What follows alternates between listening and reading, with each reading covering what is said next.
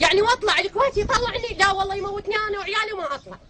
بينما كانت هذه المرأة البصرية تندب فقدها الوشيك لبيتها، كانت الدوريات الكويتية تراقب عن كثب صخب أهالي منطقة دور نواب الضباط غربي ناحية قصر، وتتفحص وجوههم الغاضبة، وكذلك مئات البيوت التي ستتهجر نتيجة مرور الأنبوب الحدودي الكويتي من وسطها، بحسب اتفاقية ترسيم الحدود التي فعلتها الزيارة الأخيرة لوزير الخارجية العراقي إلى الكويت.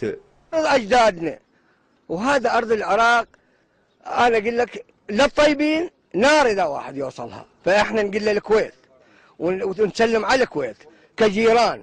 الجار ما من حقه يجي ياخذ بيت صاحبه، فلا يشوفون العراق يعني ضعيف أو استغلالات. ترى الشعب قوي مهما يكون، والحق يعاد حتى لو ينوخذ سنين هاي الأرض ترجع للعراق.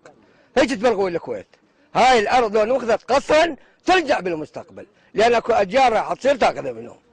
الكويتيين ما يتجاوزون علينا بعض الأفعال اللي احنا جايين نشوفها من عندهم، اللي حتى قاعد يسبوننا، وحتى غلط قاعد يغطون علينا ويقولون غصبا عليكم شيلون من هذه المنطقة.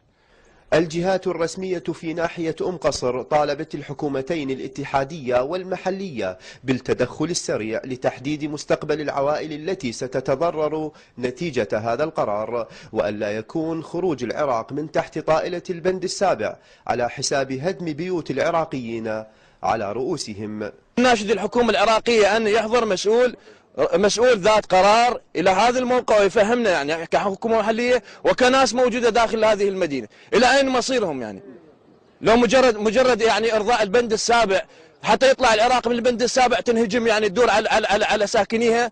يعني هو هاي احنا امنا بالحكومة العراقية، امنا بالعراقيين. البند السابع يطلع حتى يذل العراقيين.